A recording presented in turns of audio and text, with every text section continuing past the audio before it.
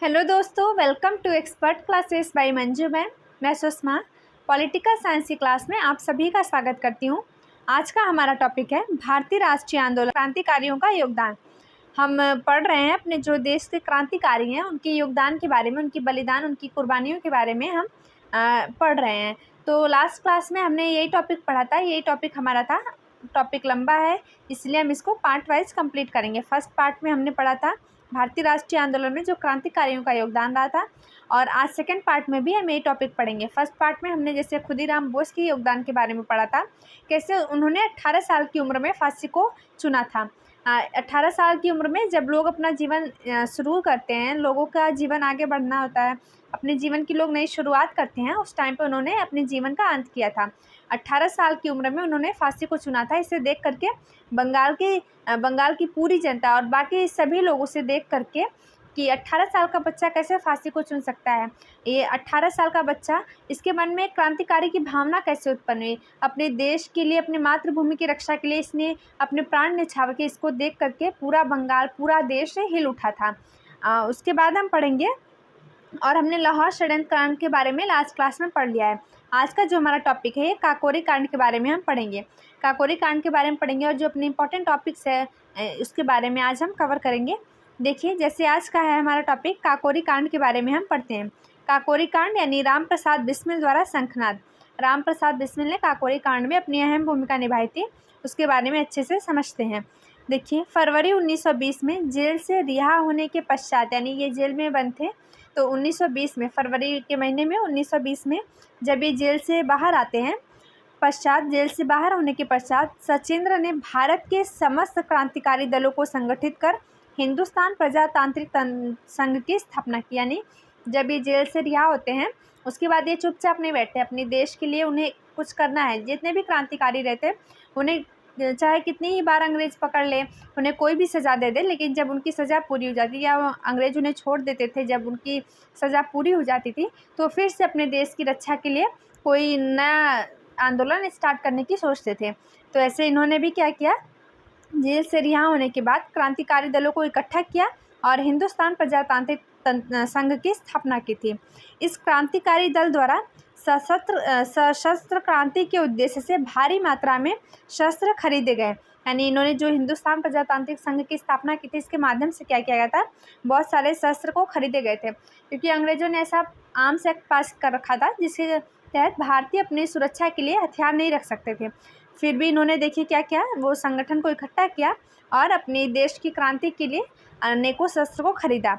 इन शस्त्रों के मूल्य का भुगतान करने के लिए लखनऊ के निकट काकोरी नामक स्थान पर रेलगाड़ी से सरकारी खजाने को लूटने की योजना बनाई गई।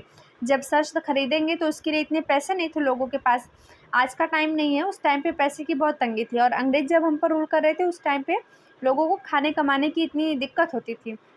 और लोग जब शस्त्र खरीदे, जब लोगों ने शस्त्र खरीदना स्टार्ट किया, उसको खरीदा, तो उसके लिए पैसे भरने के लिए, उसकी भुगतान के लिए लोगों ने सोचा क्या किया जाए। तो काकोरी जो ट्रेन एक्शन था उसकी योजना बनाई गई थी, और ये जो खजाने जाते थे वो अपने देश के ही लूट पाट करके अंग्रेज़ बाहर भिजवाते थे, अपने देश में भिजवाते थे, तो उसी को लूटने की योजना बनाई गई थी।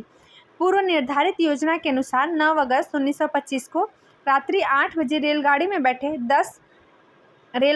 बैठे 10 सशस्त्र क्रांतिकारियों ने जंजीर खींचकर काकोरी नामक स्थान पर रेलगाड़ी रोक ली। यानी जो योजना बनाई गई, इस समिति ने जो प्लानिंग की थी कि ट्रेन को कैसे लूटना है, कोई समिति बनाना है। देखिए, ये लूटना था, ट्रेन को लूटना था। सरकारी खजाने जो अपने देश से पैक होकर के, जो अंग्रेज़ लूट पाट करके लोगों से टैक्स इकट्ठा करके, ये सब खजाने जो बाहर भिजवाते थे इंग्लैंड में, तो उसको लूटने की व्यवस्था की गई थी। तो जो योजना बनाई गई थी उसके अकॉर्डिंग काम करना था। लोग क्या किए थे, 10 लोग बैठे थे उस रेलगाड़ी में। देखिए लिखा हुआ है, रेलगाड़ी में 10 सशस्त्र क्रांतिकारियों ने जंजीर खींचकर काकोरी नामक स्थान पर रेलगाड़ी रोक ली। यानी वो शस्त्र के साथ कि यदि हम पकड़े गए तो हमारे पास बचने के लिए, हमें भागने के लिए हमारे पास शस्त्र होने चाहिए। उन्होंने भी बम, बंदूक, पिस्तौल ये सब लेकर के ट्रेन में बैठा था और उसे लूटने की योजना बनाई थी। तो जो जंजीर खींच करके इन्होंने काकोरी नामक स्थान पर ट्रेन को रोक ली थी। ट्रेन को जब रोकी गई उसके बाद क्या होता है, रोक ली गई और हवाई फायर करते हुए सरकारी खजाने को लूटकर गायब हो गए। यानी सरकारी जब वहाँ पर ट्रेन रोकी गई थी तो हवाई फायर किया इन्होंने और ट्रेन को लूट करके गायब हो गए। लेकिन उस ट्रेन जब इन्होंने लूटा तो जब खबर लगी अंग्रेजों को कि ट्रेन लूट गई है तो कितनी कड़ी सजा दी थी उसके बारे में भी हम पढ़ते हैं। ट्रेन लूटने के बाद अंग्रेजों ने इन्हें छोड़ नहीं दिया, सब कुछ वापस लिया और इनको इतनी सजाएं दी थी। देखिए, पंडित राम प्रसाद बिस्मिल के नेतृत्व में हुआ यह कांड काकोरी षड्यंत्र कांड के नाम से प्रसिद्ध हुआ। यानी राम प्रसाद बिस्मिल जो थे इसका नेतृत्व कर रहे थे। इस कांड में पुलिस द्वारा 40 व्यक्ति गिरफ्तार किए गए। यानी जब ये ट्रेन लूट ली गई थी उसके बाद 40 व्यक्तियों को गिरफ्तार किया गया था। जिनको अंग्रेजों पर शक था उनको गिरफ्तार किया गया, उन पर मुकदमा चला गया और उन पर केस कर दिया गया। इन क्रांतिकारियों में राम प्रसाद बिस्मिल, राजेंद्र लाहिड़ी, रोशन सिंह, अशफाक उल्ला खां को फांसी दी गई। यानी जो काकोरी ट्रेन एक्शन हुआ था उसमें क्या किया गया, जब अंग्रेज़ों को खबर लगी, अंग्रेज जान गए कि ट्रेन लूट हुई है, तो उन्होंने जो अपने क्रांतिकारी थे देश के, जैसे राम प्रसाद बिस्मिल, राजेंद्र लाहिड़ी, रोशन सिंह और अशफाक उल्ला को फांसी की सजा दी गई थी अंग्रेजों के द्वारा। सचेंद्र सन्याल तथा बख्शी को काले पानी तथा अन्य को 14 वर्ष एवं 10 वर्ष के कठोर कारावास का दंड दिया गया। यानी जिन्होंने ट्रेन लूटने का काम किया था उनको तो जो ट्रेन लूटे थे, जैसे राम प्रसाद बिस्मिल थे, राजेंद्र लाहिड़ी और रोशन सिंह, अशफाक उल्ला खां थे, इनको फांसी की सजा दी गई। और जो समिति बनाए थे उन्होंने, सचेंद्र सन्याल ने, उनको और बख्शी को काले पानी की सजा दी गई थी। और जो 14 और अन्य जो लोग थे उनको 14 वर्ष और 10 वर्ष के कठोर कारावास का दंड दिया गया था।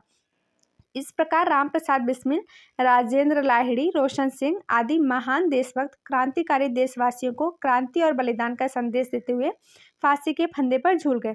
यानी उस टाइम पे किसी को फांसी होना, इसका मतलब ये था, लोग फांसी को इसलिए चुनते थे ताकि उनको देख करके लोगों के मन में क्रांतिकारी की भावना उत्पन्न हो, लोग अपने देश की रक्षा के लिए आगे बढ़े, अपने देश की, अपनी मातृभूमि की रक्षा के लिए तत्पर हो।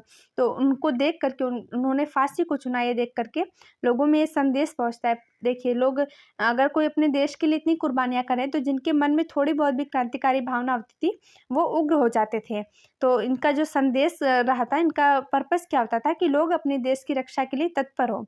भले हम फांसी को चुन रहे हैं, वो तो फांसी को चुन लिए, उसके बाद तो देश के लिए कुछ कर नहीं पाएंगे, लेकिन जो लोगों के मन में उनके प्रति सम्मान होगा, जो उनके प्रति भावना होगा, वो हमेशा अमर रहे। उसके बाद देखते हैं, ये देखिए काकोरी ट्रेन एक्शन जो है उसकी पिक्चर है। ये देखिए, राजेंद्र लाहिड़ी के बारे में हमने सुना, रोशन सिंह के बारे में सुना, और राम प्रसाद बिस्मिल और अशफाक उल्ला खां जो थे, ये ट्रेन लूटने का काम इन्होंने किया था, तो इनको फांसी की सजा दी गई थी। उसके बाद देखते हैं यहाँ सरदार होगा, सरदार भगत सिंह का जो बम कांड था उसके बारे में हम पढ़ेंगे। यानी सरदार भगत सिंह का बम कांड जो हुआ था, ये जो अपने देश के महान क्रांतिकारी थे, इनके बारे में भी पढ़ते हैं। देखिए, क्रांतिकारियों के उपयुक्त अविस्मरणीय बलिदान के पश्चात सरदार भगत सिंह, बटुकेश्वर दत्त, राजगुरु और चंद्रशेखर आज़ाद ने हिंदुस्तान प्रजातांत्रिक संघ नामक क्रांतिकारी संगठन का नाम परिवर्तित कर दिया। यानी जब काकोरी ट्रेन एक्शन होता है उसके बाद जो हिंदुस्तान प्रजातांत्रिक संघ था उसका नाम इन्होंने बदल दिया। ये जो ऊपर क्रांतिकारियों के साथ ऐसा बर्ताव किया गया, लोगों को फांसी दी गई, काले पानी की सजा दी गई, तो इसके पश्चात क्या किया गया, जो ये समिति थी यानी हिंदुस्तान प्रजातांत्रिक संघ था, इसका नाम परिवर्तित कर दिया गया था। ये परिवर्तित करने का काम किया था भगत सिंह ने और बटुकेश्वर दत्त और राजगुरु और चंद्रशेखर ने। उन्होंने इस संगठन का नाम हिंदुस्तान समाजवादी प्रजातांत्रिक दल और बाद में हिंदुस्तान समाजवादी प्रजातांत्रिक सेना रख दिया। यानी हिंदुस्तान प्रजातांत्रिक संघ का नाम बदल करके हिंदुस्तान समाजवादी प्रजातांत्रिक दल और बाद में इसी का नाम बदल करके हिंदुस्तान समाजवादी प्रजातांत्रिक सेना रखा। 10 अक्टूबर 1928 को लाहौर में साइमन कमीशन का विरोध करते हुए जुलूस निकाला गया था। साइमन कमीशन के बारे में हमने लास्ट क्लासेस में पढ़ लिया है। जो अंग्रेजी पुलिस थी, यानी जो अंग्रेज पुलिस थे, जो अंग्रेज पुलिस के कप्तान था सैंडर्स, उसके द्वारा भारतीयों पर भीषण लाठी वर्षा की गई थी। यानी इतनी लाठियां बरसाई गई थी, साइमन कमीशन के विरोध जब कर रहे थे भारतीय तो उन पर लाठियां बरसाई जा रही थी। इस लाठी चार्ज में लाला लाजपत राय की मृत्यु हो गई। यानी साइमन कमीशन का जब विरोध कर रहे थे लाला लाजपत राय, तो लोगों ने इतनी लाठियां बरसाई जिससे उनकी मृत्यु हो जाती है। यह एक राष्ट्रीय अपमान था, यह एक अपने देश के लिए राष्ट्रीय अपमान था, इसलिए क्रांतिकारियों द्वारा इसका विरोध इसका प्रतिशोध लेने का निश्चय किया गया। जब लाला लाजपत राय की मृत्यु हो जाती है लाठीचार्ज के माध्यम से, तो लोगों ने इसका बदला लेने की सोच लिया था। 17 दिसंबर 1928 को क्रांतिकारियों द्वारा गोली मारकर सांडर्स कर दी गई थी। यानी जब लाला लाजपत राय की मृत्यु हो जाती है तो लोगों के मन में ये बदला लेने की भावना उत्पन्न होती है। तो इन्होंने क्या किया था, 17 दिसंबर 1928 को सांडर्स को गोली मार दी थी, उसकी हत्या की गई थी। देखिए ये बटुकेश्वर दत्त और भगत सिंह की पिक्चर है। यहाँ भगत सिंह है और ये बटुकेश्वर दत्त हैं। देखिए कितनी कम उम्र में इन्होंने फांसी को चुना था। 8 अप्रैल 1929 को Bhagat Singh and Batukeshwar Dutt bombed the central legislative assembly in new Delhi, इन्होंने जो बम फेंका था उसके बारे में है। देखिए इसके पश्चात 8 अप्रैल 1929 को केंद्रीय असेंबली में पब्लिक सेफ्टी बिल पर बहस चल रही थी। यानी जो केंद्रीय असेंबली थी वहाँ पर बहस चल रही थी। जनता इसके विरोध में थी, जनता इसके विरुद्ध थी। सदन में इस विधेयक को अस्वीकृत निश्चित थी। अस्वीकृति यानी सदन में इस विधेयक को अस्वीकृति मिलना निश्चित था, लेकिन गवर्नर अपनी विशेष शक्ति द्वारा इसे पास करा लेना चाहता था। जो पब्लिक सेफ्टी बिल अंग्रेजों की थी, तो केंद्रीय असेंबली में इस पर बहस चल रही थी और जनता इसके विरुद्ध थी, जनता इसको पास नहीं करना चाहती थी। तो सदन में इस विधेयक को अस्वीकृति निश्चित थी, लेकिन जो गवर्नर था उसने अपनी शक्तियों के माध्यम से इसे पास करा लेना चाहता था। उल्लेखनीय है कि पूर्व में भी ट्रेड डिस्प्यूट्स बिल इसी तरह पारित करा लिया गया था। यानी जो ट्रेड डिस्प्यूट्स बिल था इसी तरह से अंग्रेजों ने अपने बल के माध्यम से इसे पारित करा लिया था। इसलिए क्रांतिकारियों हिंदुस्तान समाजवादी प्रजातांत्रिक सेना ने जन सामान्य की इच्छा को ध्यान में रखते हुए बिल को पारित होने से रोकने के लिए असेंबली में बम फेंकने का निर्णय लिया। ये जो अंग्रेज था वो इस अपने बल के माध्यम से कोई भी एक्ट पास करा लेता था, तो इसलिए लोगों के हित के लिए, जन समाज को देखते हुए इन्होंने क्या किया था, जो हिंदुस्तान समाजवादी प्रजातांत्रिक सेना थी, यानी जो नाम बदला गया था इस समिति का, जिसको हिंदुस्तान समाजवादी प्रजातांत्रिक सेना के नाम से जाना जाता था, इन्होंने क्या किया था, असेंबली में बम फेंकने का निर्णय यानी ये डिसीजन लिया था कि असेंबली में बम फेंका जाए। साथ ही यह भी निश्चय किया गया कि इस कार्य को सरदार भगत सिंह और बटुकेश्वर दत्त करेंगे। यानी जो बम फेंकने का कार्य था वो सरदार भगत सिंह और बटुकेश्वर दत्त करेंगे और बम फेंकने के पश्चात भागने के स्थान पर स्वयं को गिरफ्तार भी कराएंगे। यानी ये निश्चित किया गया, डिसीजन लिया गया था कि जब असेंबली में बम फेंका जाएगा, और बम कौन फेंकेगा, भगत सिंह और बटुकेश्वर दत्त, क्योंकि ये इतने क्रांतिकारी थे कि देखिए किसी को भी ये सब काम नहीं सौंपा जाता था। जो अपने देश के लिए अपने तन मन धन से जो तत्पर होते थे, अपने देश की रक्षा के लिए, अपनी मातृभूमि की रक्षा के लिए, लोगों की आज़ादी के लिए, अपने देश को आज़ाद कराने के लिए लोग मर मिटने को तैयार थे। तो लोग देखते थे कि कौन कर सकता है इतना सब कुछ। देखिए इन्होंने पहले से ही ये डिसीजन लिया गया कि जो बम फेंकेंगे उसके बाद वो अपनी गिरफ्तारी कराएंगे। लोग इनको भागने की भी परमिशन नहीं थी। तो क्या हुआ था, बटुकेश्वर दत्त और भगत सिंह को चुना गया था बम फेंकने के लिए और इन्हें अपनी गिरफ्तारी देने को भी कहा गया था। देखिए उसके बाद देखते हैं निर्धारित योजना के अनुसार। यहाँ देखिए निर्धारित योजना के अनुसार यानी जो डिसीजन थी, जो प्लानिंग की गई थी, इसके अनुसार 8 अप्रैल 1929 को असेंबली हॉल में पब्लिक सेफ्टी बिल पर मतदान होने वाला ही था कि सरदार भगत सिंह ने असेंबली हॉल में अंदर की दीवार पर बम फेंक दिया। यानी जब 8 अप्रैल को 1929 में असेंबली हॉल में पब्लिक सेफ्टी बिल पर वोटिंग होने वाली थी, उससे पहले ही जैसे ही होने वाली थी, भगत सिंह ने क्या किया था, उसकी दीवार पर बम फेंक दिया। बम फेंकने के साथ ही भगत सिंह और बटुकेश्वर दत्त दोनों ने एक साथ इनकलाब जिंदाबाद का नारा दिया था। देखिए कितने महान थे, इतनी शक्ति, इतनी साहस इनमें थी कि बम भी फेंका और एक साथ दोनों ने इनकलाब जिंदाबाद का नारा दिया था। साम्राज्यवाद का नाश हो का नारा दिया था, यानी इनकलाब जिंदाबाद और साम्राज्यवाद का नाश हो। बम के साथ फेंके गए पर्चों में लिखा था कि इन्होंने बम फेंकने के साथ साथ जो पर्ची फेंकी थी उसमें क्या लिखा था कि बहरों को सुनाने के लिए ऊंची आवाज़ की आवश्यकता होती है। यानी अंग्रेज़ों के खिलाफ ये लिखा था कि बम इसलिए फेंका गया, इसका मतलब कि अंग्रेज़ तो बहरे हैं, हमारी जब कोई बात नहीं सुन रहे हैं, अपने हम इंडियंस के लिए कुछ भी वो नहीं करते थे। तो इसके लिए उन्होंने लिखा था, जो पर्चे फेंक रहे थे उसमें लिखा था ये पर्चे क्यों फेंके जा रहे थे, ताकि लोग पढ़े उसको तो अपनी देश की रक्षा के लिए तत्पर हो, अंग्रेज़ों से डरे नहीं। तो बहरों को सुनने के लिए ऊंची आवाज़ की आवश्यकता होती है, इन्होंने पर्चे में फेंका था। दोनों यही चाहते, दोनों यदि चाहते तो भाग सकते थे, यानी बम फेंकने के बाद जनता इतनी उमड़ हो गई थी कि लोग चाहते तो भाग सकते थे, परंतु पूर्व निश्चय के अनुसार उन्होंने भागने के बजाय स्वयं को गिरफ्तार किया। जैसा डिसीजन लिया गया था, जैसा प्लानिंग की गई थी, तो उन्होंने स्वयं की गिरफ्तारी की। दोनों पर मुकदमा चला गया, यानी भगत सिंह और बटुकेश्वर दत्त पर केस चला। बम फेंकने के अपराध में 12 जून 1929 को भगत सिंह और बटुकेश्वर दत्त को आजीवन कारावास की सज़ा सुना दी गई। यानी इस अपराध में भगत सिंह और बटुकेश्वर दत्त को 12 जून 1929 को आजीवन कारावास की सज़ा सुनाई गई थी। परंतु इस समय तक सैंडर्स की हत्या का रहस्य खुल चुका था। जो सैंडर्स को गोली मारा था लोगों ने, उसके बारे में पता चल चुका था, क्योंकि सैंडर्स को गोली क्यों मारा गया था, वो साइमन कमीशन के विरोध में इतनी लाठियां चलाई थी कि लाला लाजपत राय की मृत्यु हो जाती। तो लोगों के मन में उसकी बदला लेने की भावना थी, तो उसको गोली मार दिया गया था। तो इसका जो रहस्य था, कैसे उसको गोली लगा था, ये पता चल चुका था, जिससे उनके अन्य साथियों को गिरफ्तार कर लिया गया। तो जिन्होंने गोली मारा था उनको गिरफ्तार कर लिया गया। ये सभी मुकदमे की सुनवाई के दौरान भारत माता की जय, इनकलाब जिंदाबाद के नारे लगाते तथा सरफरोशी की तमन्ना अब हमारे दिल में है और मेरा रंग दे बसंती चोला जैसे क्रांतिकारी और देशभक्तिपूर्ण गीत गाया करते थे। यानी भगत सिंह और जो बटुकेश्वर दत्त थे और जो उनके अन्य साथी थे, जिन्होंने सैंडर्स कांड में सहमति थी उनकी, और जो असेंबली में बम फेंका गया, तो सभी साथियों को इनके गिरफ्तार कर लिया गया। और ये सभी जो मुकदमे हो रहे थे, ये सभी मुकदमे की सुनवाई के दौरान, जब मुकदमे की सुनवाई होती थी, तो भगत सिंह, बटुकेश्वर दत्त और जो उनके साथी लोग थे, ये क्या गाते रहते थे, क्या नारा लगाते थे, भारत माता की जय, इनकलाब जिंदाबाद के नारे लगाते तथा सरफरोशी की तमन्ना अब हमारे दिल में है और मेरा रंग दे बसंती चोला जैसे क्रांतिकारी और देशभक्तिपूर्ण गीतों को गाया करते थे।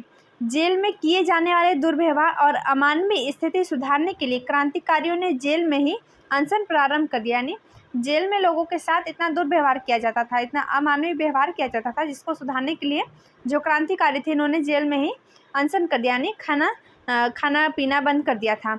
अनशन के 64वें दिन में एक क्रांतिकारी यतीन दास की मृत्यु हो गई। यानी जब अनशन कर रहे थे तो 64 दिन हो चुके थे। इसके लिए जो क्या हुआ था, एक क्रांतिकारी थे यतीन दास, इनकी मृत्यु हो गई। इस दुखद समाचार को सुनकर भारत की जनता बहुत दुखी हुई थी। यानी उनकी मृत्यु हो गई तो लोग दुखी हो गए। 64 दिन तक लोग बिना खाए पिए रहे, अंग्रेजों को कोई फर्क नहीं पड़ता था। अंततः 23 मार्च 1931 को भगत सिंह, राजगुरु सुखदेव और शिवराम को मृत्यु दंड देकर फांसी पर चढ़ा दिया गया। जो उन्होंने असेंबली में बम फेंका था, इसके अपराध में क्या किया गया, 23 मार्च 1931 को भगत सिंह को, राजगुरु को और सुखदेव को फांसी दी गई थी। शिवराम को और उनके साथी जो थे शिवराम, उनको मृत्यु दंड देकर फांसी की सज़ा सुनाई गई थी, यानी इन्हें फांसी पर लटका दिया गया था। इनके शव को रात्रि में ही फिरोजपुर में जला दिया गया था। अन्य साथियों को आजीवन कारावास का दंड दिया गया। शहीदों के इस बलिदान को संपूर्ण देश शोक निमग्न हो गया था। यानी लोगों को फांसी दी गई थी। जो भगत सिंह थे और भगत सिंह और बटुकेश्वर दत्त थे, इनको राजगुरु थे, सुखदेव थे, देखिए फांसी की सज़ा दी गई थी भगत सिंह, सुखदेव और राजगुरु को, और उनके जो साथी थे शिवराम को। जो सैंडर्स कांड था उसके बारे में भी पता चल गया था अंग्रेजों को, और जो असेंबली में बम फेंका गया था वहाँ पर उन्होंने अपनी जो थी बटुकेश्वर दत्त और भगत सिंह थे, अपनी वहाँ पर गिरफ्तारी दे दिए थे। तो लोगों को अरेस्ट कर लिया गया और पता लगा गया, और कई लोगों को आजीवन कारावास की सज़ा सुनाई गई और इन्हें फांसी पर लटका दिया गया था। तो शहीदों के इस जो बलिदान है, शहीदों ने अपने बलिदान दिया है हमारी देश की रक्षा के लिए, हमारी स्वतंत्रता के लिए, हम आज़ाद हो, अपना देश आज़ाद हो, इसके लिए इन्होंने इतना बलिदान दिया है। तो इनके जो बलिदान थे, इससे पूरा देश जो था वो शोकमय हो गया था। देखिए आगे देखते हैं, जो चंद्रशेखर आज़ाद का बलिदान है उसके बारे में भी पढ़ते हैं। भगत सिंह को फांसी दिए जाने के बाद क्रांतिकारी दल का नेतृत्व चंद्रशेखर आज़ाद ने किया। यानी जब भगत सिंह को फांसी दी गई थी, उसके बाद जो क्रांतिकारी दल था उसका नेतृत्व करने के लिए कोई लीडर्स की आवश्यकता थी, तो चंद्रशेखर आज़ाद ने उसको लीड किया। आज़ाद काकोरी केस में भी सम्मिलित थे। यानी आज़ाद जो थे, काकोरी ट्रेन एक्शन जब हुआ था वहाँ पर भी ये सम्मिलित थे, परंतु ये पकड़े नहीं जा सके थे, ये पकड़े नहीं गए थे। आज़ाद ने सरदार भगत सिंह को जेल से रिहा कराने की भी योजना बनाई, जिसमें उन्हें सफलता मिली। यानी जो आज़ाद थे, चंद्रशेखर आज़ाद थे, इन्होंने सरदार भगत सिंह को जेल से रिहा कराना भी चाहते थे, ये ऐसी प्लानिंग की थी, उसमें उन्हें कुछ सफलता भी मिली थी। लेकिन शासन इतना स्ट्रिक्ट था कि उन्हें वो बाहर नहीं आ सके और उन्हें फांसी दी गई थी। भगत सिंह को फांसी के बाद आज़ाद और यशपाल ने 23 दिसंबर 1929 को वायसराय लॉर्ड इरविन की गाड़ी को बम धमाके से उड़ा देने का प्रयत्न किया था। यानी जब भगत सिंह को फांसी दी गई थी उसके बाद क्या किया, भगत सिंह को फांसी दी गई, उसके बाद चंद्रशेखर आज़ाद और यशपाल ने मिलकर के 23 दिसंबर 1929 को जो वायसराय था लॉर्ड इरविन, इसकी गाड़ी को बम से उड़ा देने का फैसला किया था। यानी इन्होंने ये ट्राई किया था लेकिन वो बच गया। गाड़ी के डिब्बे चकनाचूर हो गए परंतु वायसराय बच गया। यानी जो बम फेंका गया था तो गाड़ी तो चकनाचूर हो गई लेकिन वायसराय बच गया था। आंदोलन की बागडोर हाथ में आने पर 17 फरवरी 1931 को आज़ाद इलाहाबाद के अल्फ्रेड पार्क में अपने एक साथी सुखदेव के साथ बैठे अपनी योजना पर विचार विमर्श कर रहे थे। यानी जो चंद्रशेखर आज़ाद थे वो इलाहाबाद के अल्फ्रेड पार्क में बैठे हुए थे और सुखदेव थे उनके साथी, उनके साथ जो योजना थी, जो प्लानिंग थी, उस पर बातचीत कर रहे थे। तभी अचानक वहाँ पुलिस आ जाती है और चंद्रशेखर आज़ाद पर गोलियों की बौछार प्रारंभ हो गई। यानी जब वहाँ पर वो बातचीत कर रहे थे तो चंद्रशेखर आज़ाद, जब पुलिस आ जाती है तो उन पर गोलियां चलाने लगती हैं। आज़ाद ने भी कई पुलिस कर्मियों व अफसरों को घायल कर दिया। यानी जो चंद्रशेखर आज़ाद थे, जब उन पर गोलियां चलाई जाने लगी तो उन्होंने भी गोली चलाना शुरू कर दिया। उन्होंने भी कई पुलिसकर्मियों और अफसरों को घायल किया था, परंतु आज़ाद की पिस्तौल में मात्र एक गोली बची। वो तो किसी प्लानिंग से नहीं थे कि अंग्रेज़ आएंगे तो हम गोली बंदूक लेकर चले, ज़्यादा उनको मारेंगे। अचानक से वहाँ पुलिस आ गई तो उनके पास जितनी गोलियाँ थी उन्होंने अंग्रेज़ों पर चलाई। जब उनके पास सिर्फ एक गोलियाँ बची, उन्होंने प्रतिज्ञा की थी कि मैं कभी पुलिस द्वारा गिरफ्तार नहीं होऊंगा। तो देखिए चंद्रशेखर आज़ाद इतने साहसी थे कि उन्होंने काकोरी ट्रेन कांड में भी शामिल थे लेकिन वहाँ भी वो पकड़े नहीं गए थे। तो उन्होंने ये प्रतिज्ञा ली थी, ये प्रॉमिस किया था कि हम अंग्रेज़ों के हाथों मैं नहीं पकड़ा जाऊंगा, कभी अंग्रेज़ हमें नहीं पकड़ सकते। तो जब उनके पास एक गोली बचती है तो अंततः उन्होंने स्वयं को अंतिम गोली मार ली और स्वतंत्रता की बलिदानी को बलिवेदी पर शहीद हो गए। यानी जब उन्होंने एक गोली बची तो स्वयं को गोली मार ली कि मैं अंग्रेज़ों के हाथ नहीं आऊँगा। उन्होंने जो प्रतिज्ञा किया था कि मुझे अंग्रेज़ नहीं पकड़ सकते हैं, तो वो अंग्रेज़ उन्हें ना मारे उससे पहले उन्होंने अपने आप को गोली मार लिया था।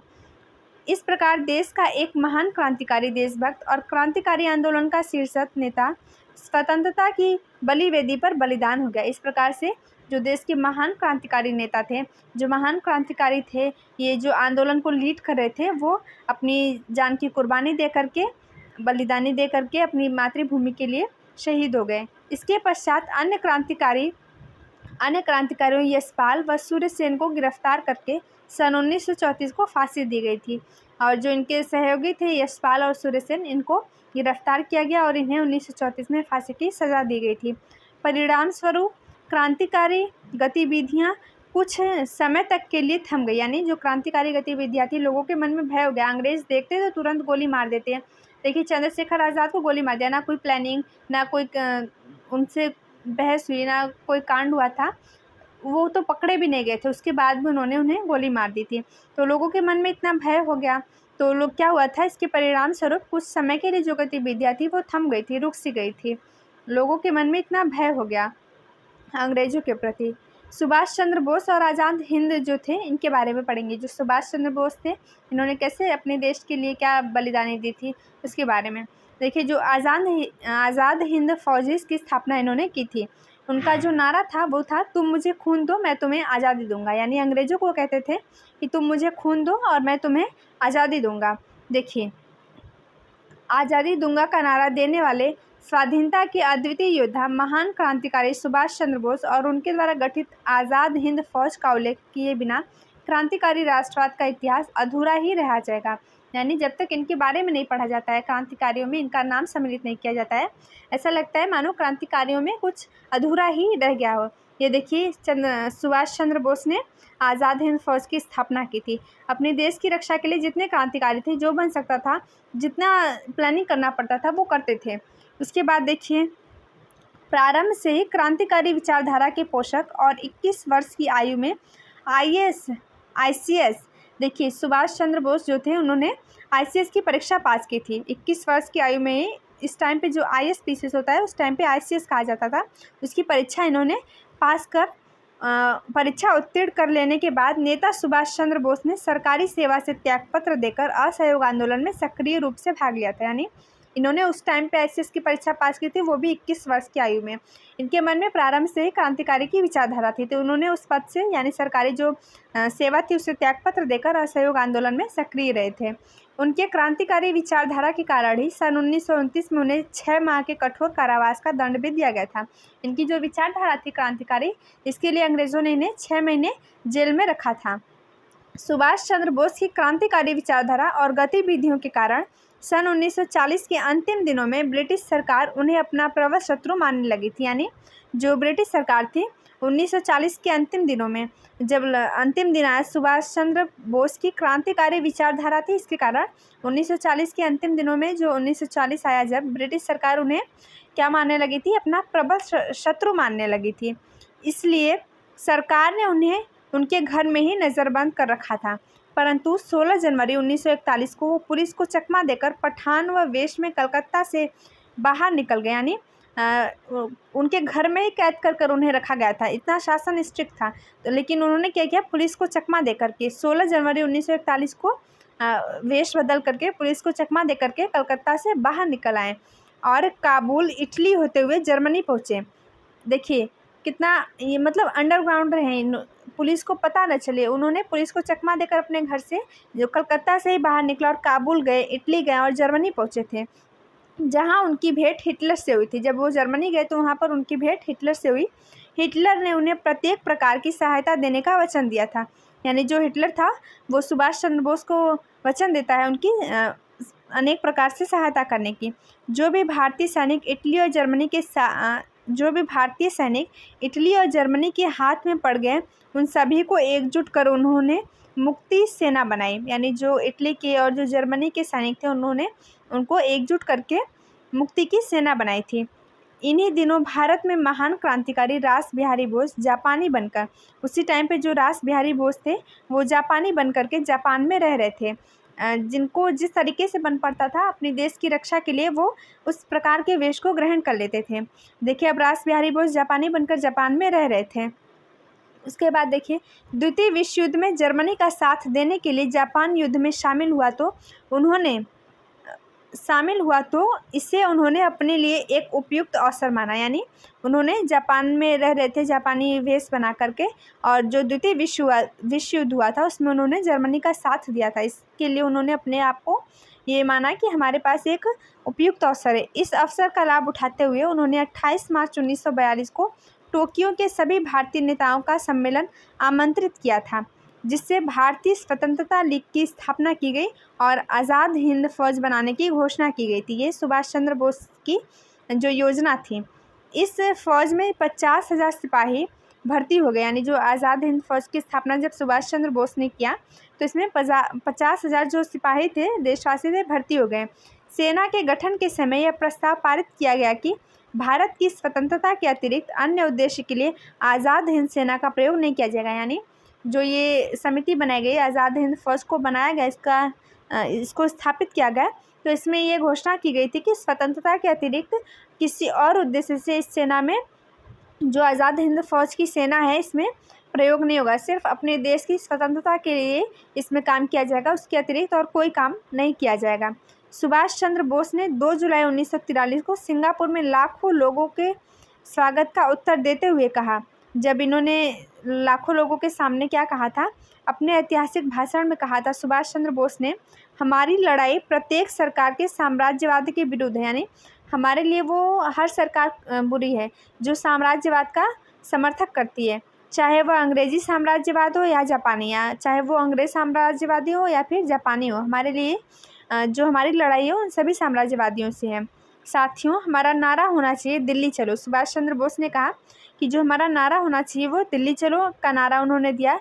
आज मैं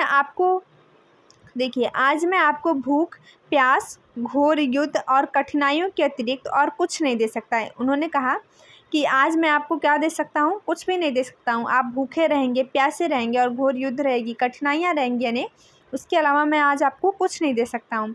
स्वतंत्रता के इस अभियान में हम में से कौन जीवित रहता है और किसकी मृत्यु हो जाती है, इसके बारे में भी नहीं पता कि ये जो हम आंदोलन शुरू करें इसमें कौन जिएगा कौन मरेगा, इसके बारे में भी हमें नहीं पता। यह अधिक महत्वपूर्ण नहीं है कि कौन मरेगा, किसकी मृत्यु होगी, इसके बारे में कोई सोचने की बात नहीं है, अधिक महत्वपूर्ण नहीं है। वो अपनी सेना को उनका साहस बढ़ा रहे थे। हमें अपना सर्वस्व बलिदान कर देश की स्वतंत्रता को प्राप्त करना है, यानी हमें अपना सब कुछ बलिदान कर देना है, लेकिन आज़ादी को पाना है। आज़ाद हिंद सेना को अपने क्रांतिकारी और प्रेरणादायक संदेश से उन्होंने कहा था, तुम मुझे खून दो और मैं तुम्हें आज़ादी दूंगा। ये सुभाष चंद्र बोस का नारा है कि तुम मुझे खून दो, यानी देखिए आज़ाद हिंद सेना को अपने क्रांतिकारी और प्रेरणादायक संदेश में उन्होंने कहा था, यानी क्रांतिकारियों को प्रेरणा मिले। इस संदेश में उन्होंने क्या कहा, तुम मुझे खून दो मैं तुम्हें आज़ादी दूंगा। यानी कि जो लोग अपने देश की रक्षा के लिए अपने खून को बहाएंगे, उनकी जान चली जाएगी। वो भूखे हैं, प्यासे हैं, अनेक कठिनाइयों का सामना कर रहे हैं, कईयों की जान चली जाएगी। तो उन्होंने कहा कि तुम मुझे खून दो और मैं तुम्हें आज़ादी दूंगा। यानी जब हम अपने देश के लिए संघर्ष करेंगे, अपने देश के लिए लड़ेंगे, उसके बाद ही हमें आज़ादी प्राप्त होगी। अंग्रेज़ हमें आज़ाद नहीं करने वाले हैं जब तक हम चुप बैठेंगे। तो इसके लिए हमें संघर्ष करना होगा, हमें अंग्रेज़ों के साथ लड़ाइयाँ लड़नी होगी। कितने सारे संगठन बनाए गए, कितना विरोध किया गया अंग्रेज़ों का। उन्होंने लोगों को फांसी की सज़ा सुनाई, कारावास में रखा, काले पानी की सज़ा दिया। इतने क्रूर होते थे अंग्रेज़। अपने देश की रक्षा के लिए हर कोई तत्पर नहीं रहता था, क्योंकि सबको पता है कि अगर अंग्रेज़ देख लेंगे, अगर पकड़े गए तो मारे जाएंगे। सबको अपने जान की परवाह होती थी। लेकिन जो अपने क्रांतिकारी होते थे, जिनके मन में क्रांतिकारी भावना उत्पन्न हो गई होती थी, वो चाहे अपने देश के लिए मरना पड़े, सामने से उन्होंने गिरफ्तारी की। अभी हमने भगत सिंह और बटुकेश्वर दत्त के बारे में पढ़ा। जब उन्होंने असेंबली में बम फेंका था, उसके बाद उन्होंने सामने से गिरफ्तारी दी और पर्ची बांटे थे। अपने देश की चाहते तो वो भाग सकते थे, लेकिन वो भागे नहीं। अपनी देश की रक्षा के लिए वो वहीं डटे रहे थे। ऐसे महान क्रांतिकारियों के बारे में पढ़ करके अपने देश के प्रति, अपने क्रांतिकारियों के प्रति, अपने जो शहीद वीर हैं उनके प्रति मन में और भावना उत्पन्न होती है। आई होप आपको क्लासेस अच्छी लग रही होंगी, टॉपिक समझ में आ रहे होंगे। वीडियो को अपने दोस्तों तक शेयर करिए, वीडियो को लाइक करिए और हमारे चैनल को सब्सक्राइब करिए। मिलते हैं नेक्स्ट क्लास में, तब तक के लिए थैंक यू।